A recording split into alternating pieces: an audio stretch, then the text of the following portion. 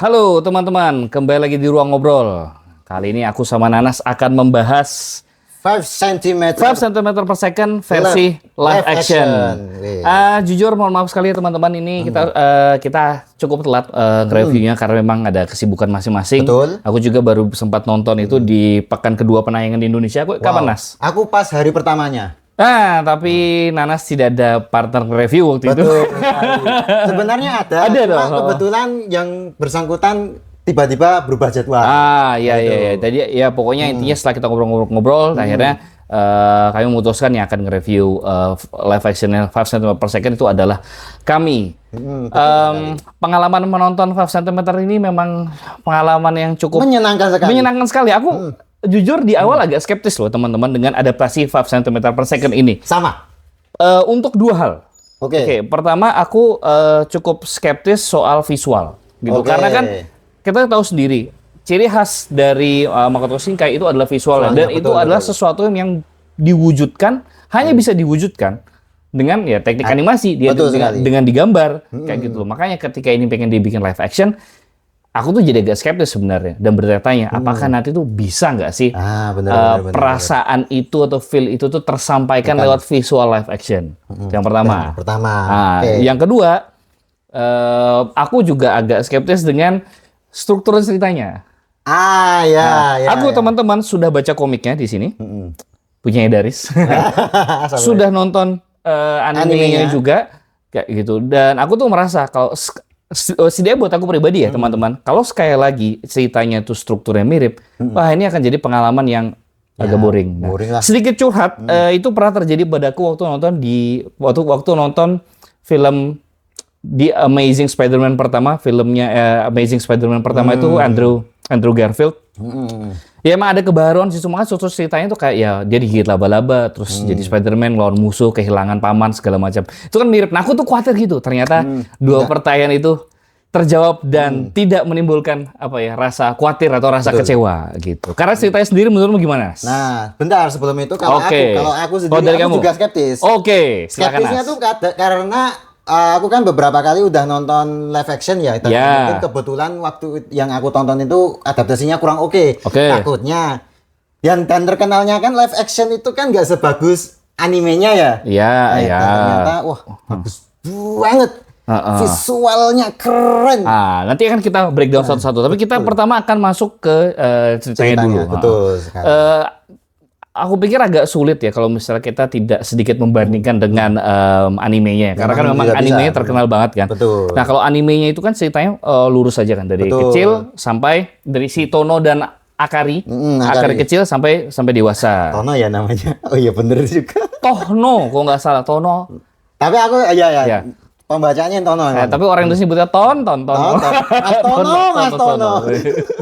Gitu. Nah, ceritanya kan dari kecil sampai besar kalau di anime. Tapi kalau misalnya di film ini dicampur aduk. Kita cerita dimulai dengan dari ketika kondisinya Mas Tono itu udah dewasa. Ketika dia udah mencapai impiannya gitu loh. Iya, dewasa tuh kalau misalnya di anime ya sosoknya Tono di akhir film ya, di film anime. Oke, silakan lanjut Mas. Kemudian kita ngikutin kesehariannya Tono yang kelihatannya tuh kayak kejebak masa lalu. Sehingga di pekerjaannya yang karena dia masih kejebak masa lalu, itu mempengaruhi kemampuan dia dalam bekerja. Sering pindah-pindah, kurang semangat, kurang bergairah gitu loh.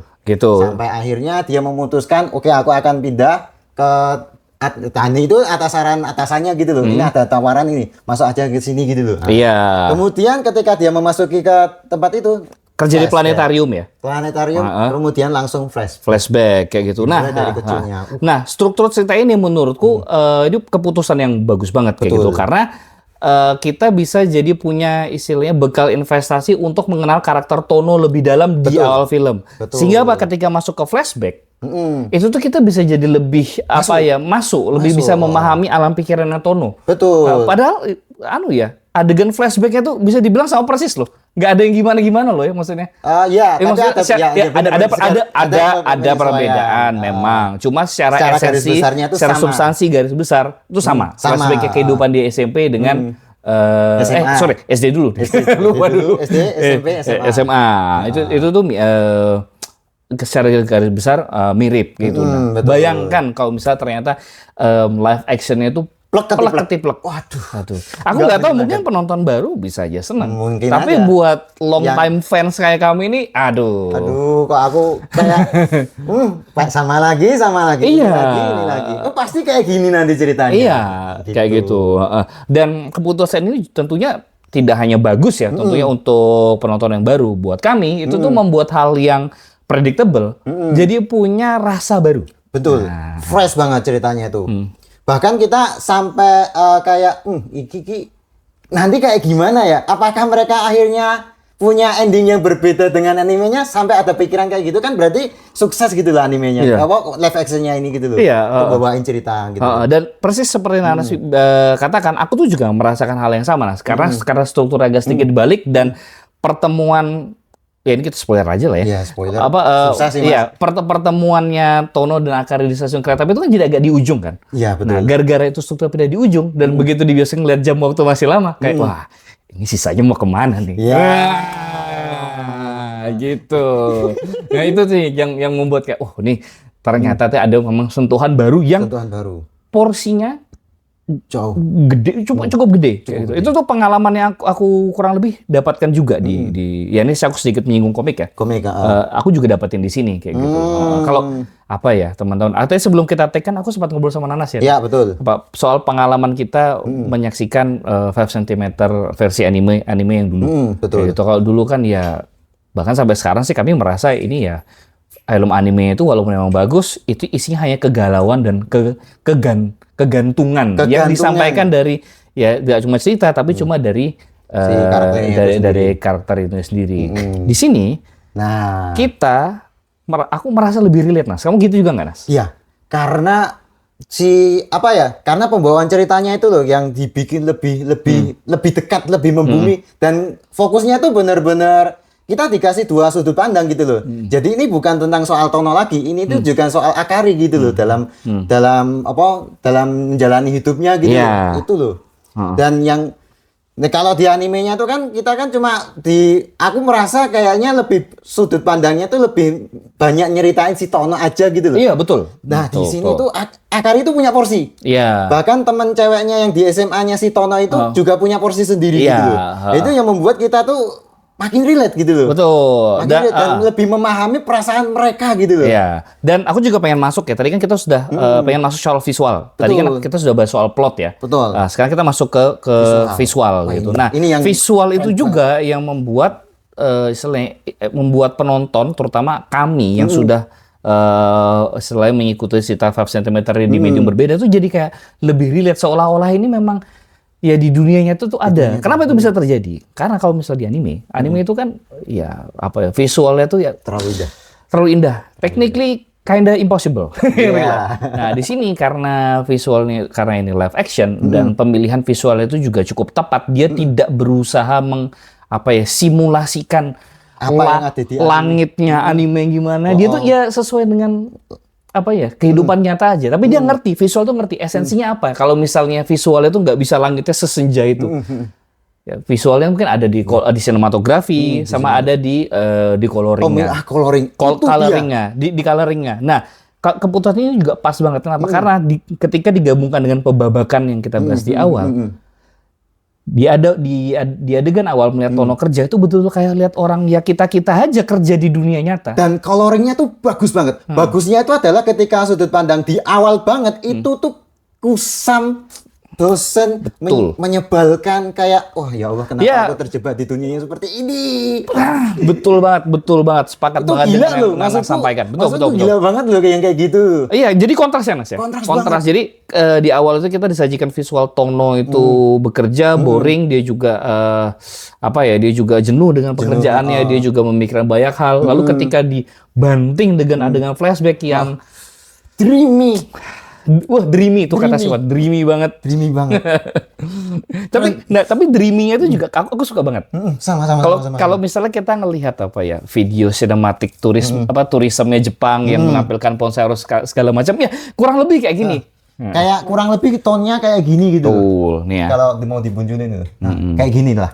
Ya tentunya ada istilahnya frame-frame yang memang istilahnya didedikasikan terhadap karya orisinalnya, yaitu animenya kayak gitu. Karena ya bagaimanapun kan harus menghormati karya aslinya kan. Betul. Pun memang ada keterbatasan dengan penyesuaian di live action. Nah, penempatan adegan-adegan seperti ini teman-teman itu pas banget. Pas banget tidak hanya secara substansi tapi dari segi istilahnya visual live action ya kita nggak pernah loh merasa ini visualnya lebay. Enggak. Pas banget. Nggak yang kurang juga gitu loh. Ini pas banget gitu loh. Nggak bisa didebat gitu loh. Nggak bisa didebat. Bahkan ada adegan-adegan aku pikir yang CGI ya. Ketika ini kehidupan di SMA ya ini ya. SMA ketika menyaksikan apa ya roket diluncurkan ini ya ini CGI sih jelas. Tapi shot itu juga realis kayak gitu loh. Nah, realisnya dalam apa seperti apa teman-teman, seperti yang teman-teman bisa lihat di sini. Ini ya tone-nya ya as in real life, indah real life.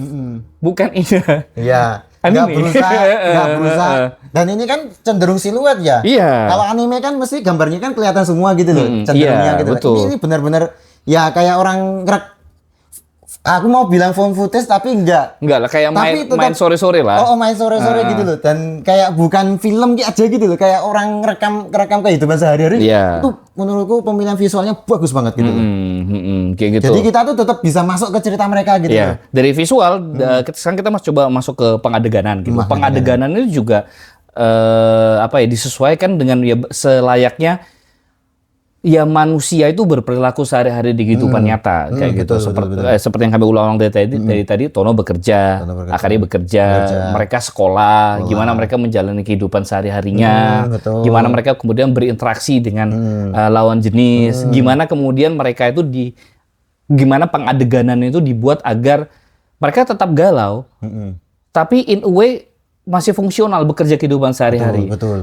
Kayak animenya, kalau misalnya shotnya kayak anime orang duduk diam, ada monolog di dalam galau gitu kan, aku nggak tahu ya, mungkin agak kurang pas. Tapi di sini ketika dikontraskan dengan pengadeganan kehidupan sehari-hari, di mana orang-orang tersenyum, mereka yang selalu termenung itu tuh jadi kontras, dan kontras itu tuh yang membuat kita tuh bisa ngelihat mereka aja langsung kayak dia orang memang banyak pikiran. Nggak banyak pikirannya cuma satu. Pikir Akari. Susah move on. Akari juga mikir Tono. Kayaknya in a way. Ya. Bener. Dia kan memikirkan kan kelingan sayang bian-bian nanti. Ah iya bener juga. Bahkan ya bener. Iya kan? Bener. Sampai hal-hal yang kenangannya dia bersama Tono itu dibawa sampai dewasa, tapi bukan lagi karena buat dia, tapi itu udah jadi bagian dari dirinya. Itu penerimaannya paling bagus. Dan ngomong-ngomong soal istilahnya apa ya, cerita masa lalu yang merupakan bagian dari diri Akari dan Tono itu juga digambarkan dengan baik lewat simbolisme dari ini teman-teman. Salah satunya ya. Salah satunya itu. Menurutku ini salah satu yang cukup kerasa sih dari secara pribadi. Nanti kamu boleh nambahin ya. Kalau ini tuh kerasa banget simbolismenya. Kenapa? Karena di sini tuh kita betul-betul menyelami alam pikiran mereka mengenai minat mereka di bidang astronomi. Nah, gitu. Mereka tuh suka istilahnya apa ya? Hal-hal yang berbau luar angkasa, peluncuran roket gitu. Dan itu tuh nggak cuma sekedar ditampilkan sebagai sebuah keindahan. Itu tuh menjadi sebuah hal yang berulang sampai mereka dewasa. Dan gara-gara istilahnya minat ini juga yang membuat mereka tuh istilahnya apa ya? Sering berada di space atau di ruang-ruang yang sama, tapi nggak pernah ketemu. Itu simbolisme yang bagus banget, aku suka. Bener banget. Jadi kayak Voyager 1 sama 2, sama-sama meluncur, tapi membawa istilahnya musik atau peradaban manusia ya, untuk diperang ke alien. Tapi kayak mereka tuh Voyager 1 2 yang membawa kenangan dari masing-masing. Tapi makin lama makin jauh dan nggak akan pernah ketemu. Dan nggak akan pernah kembali ke bumi. Iya. Untuk selamanya. Mereka terus menjelajah. Dan itu istilahnya apa? Elemen yang menggerakkan karakter. Dan kemudian lebih lanjut lagi menggerakkan ceritanya. Betul. Dan itu konsisten dengan kalimat yang berulang kali diomongin ke mereka bahkan di awal film. Apa itu? Bahwa orang itu kalau nggak ada kesempatan untuk ketemu, ya nggak akan ketemu. Peluangnya ada. Peluangnya adalah seberapa? Aduh, aku lupa 0,00001%. 0,0003. Oh, 3. Sorry. 3%. 0,003. Dan itu benar-benar konsisten untuk di recall gitu loh. Dan recall-nya tuh benar-benar di situasi yang tepat gitu loh. Dan recall-nya itu bukan adegan yang dibuat-buat ya teman-teman. Itu tuh dari diri mereka sendiri. Betul. Mereka ngelihat istilahnya poster luar angkasa tergerak untuk ngapain. Ngelihat ada lowongan di planetarium, Tono tergerak ngapain kayak gitu. Ada istilahnya apa ya? Lagi ada show planetarium, tergerak lagi ngapain. Gokil sih emang. Gokil. Jadi memang sih berasa kegalauannya tuh berasa natural dari dalam. Dari dalam, betul. Terus ada satu lagi apa lagi? Ending sih. Mungkin ini spoiler atau tapi enggak. Tapi menurutku ini adalah kenapa film ini cocok buat penonton Indonesia. Nah, kenapa tuh? Karena ini tuh dibandingkan dengan animenya, komik live actionnya tuh menawarkan cerita yang lebih terjelaskan. Ya. Bahkan antara dan kita tuh dikasih ruang untuk lega. Kalau di animenya kan kita kayak dipermainkan perasaannya sampai ending terus, ini kok gini ceritanya? Ini perasaanku masih membuncah. Ini aku harus meluapkan kemana? Aku harus menyalurkan ini kemana? Itu. Gitu. Ya dulu waktu aku nonton ini, kan aku kuliah nontonnya 2012-2013 lah. Ya karena masih muda ya dulu. Jadi itu kayak wah galau-galau gimana kayak gitu. Kalau sekarang nonton kayak gitu lagi sebel. Ya, aku memahami Tono itu agak menyebalkan. Aku nonton sama istriku kan di bioskop kan. Kita tuh ngeliat Tono tuh kayak aduh, Tono. Mau gendang lu kayak bergerak lah gitu loh. Ada orangnya gitu. Ya, walaupun menyebalkan. Buat kami ya. Tapi kita tahu bahwa di dunia nyata ada orang kayak gini. Iya, dan salah satunya saya. Makanya saya gitu dong. Makanya saya cukup memahami perasaan Tono gitu loh.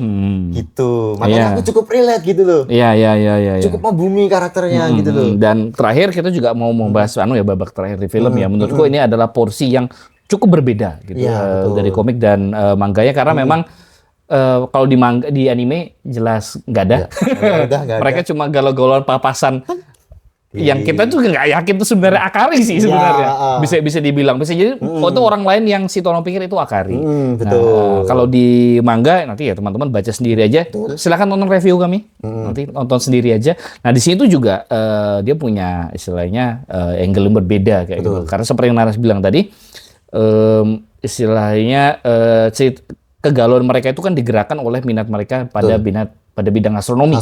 Dan di babak ketiga itu minat mereka di bidang astronomi itu yang membuat penonton itu jadi lebih dalam mengerti alam pikiran mereka masing-masing. Betul. Ketika mereka melihat Voyager 1 dan Voyager 2 berjauhan, mereka tuh ngerasa apa? Tono merasa apa? Akari merasa apa? Ketika ngelihat ini, si Tono ngerasa apa? Akari ngerasa apa? Gitu. Dan mereka itu dihubungkan sama mutual friend, sama kenalan, sama orang yang baru ditemui.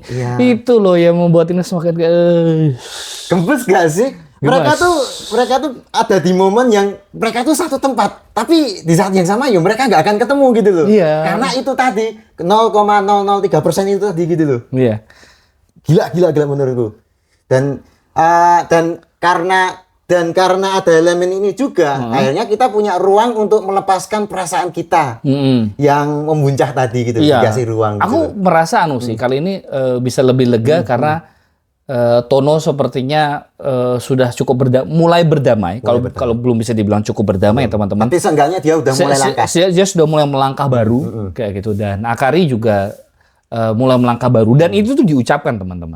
Diucapkan dengan jelas. Jadi ya walaupun tetap agak mungkin ya perasaan agak gak enak gimana gitu, tapi kita ngerti lah bahwa ujungnya dua orang ini melangkah ke jalannya masing-masing. Dan menerima aja bahwa mereka akan selamanya seperti Voyager 1, Voyager 2. Mereka akan terus berjalan membawa kenangan itu sebagai bagian diri mereka, dan mereka gak akan pernah ketemu. Sumpah aku bagian itu mereka ini puitis banget loh. Romantis banget anjir. Simbolisnya nggak cuma kereta api aja gitu, tapi sampai roket gitu loh. Gila. Bagus sih. Ya sih hasilnya kalau di anime itu kita nonton kayak 3 babak berbeda. Ini tuh kayak menjadi satu kesatuan. Satu kesatuan. Yang utuh. Dan kita aku merasa shifting perpindahan babaknya tuh smooth. Jadi nggak kelihatan patah gitu loh. Gitu. Makanya itu bagus banget lah adaptasinya gitu loh. Iya. Gitu. Ya, paling itu aja sih Nas. Apa lagi Nas? Itu aja. Ya, itu aja teman-teman. Nanti kalau misalnya seandainya sudah tayang di platform-platform yang official, yang tentunya legal, langsung aja tonton teman-teman. Karena ini adalah buat yang udah mengikuti cerita website di medium-medium lain, ini akan menawarkan pengalaman baru, yang fresh, dengan rasa yang baru. Yes. Buat yang belum nonton, gak usah ke anime dulu, langsung ini aja juga bisa banget. Tak kasih ending tak kasih statement lah. Aku cukup bersyukur lupa dengan adegan animenya. Bahkan ketika animenya kembali diputar di bioskop, aku tidak bergerak untuk nonton karena aku tahu ada live actionnya. Aku pengen pengalamanku fresh. Aku cukup bersyukur ternyata aku lupa. Aku gak inget, cuma inget visual scale-nya ya, kayak terutama ya kayak roket itu udah biasa. Tapi aku jadi akhirnya gara-gara itu aku jadi seneng banget, kayak fresh banget. Buat orangnya. Terus? Dan itu membuat ceritanya tuh apa ya? Aduh sorry, aku membuat cerita itu punya sentuhan berbeda.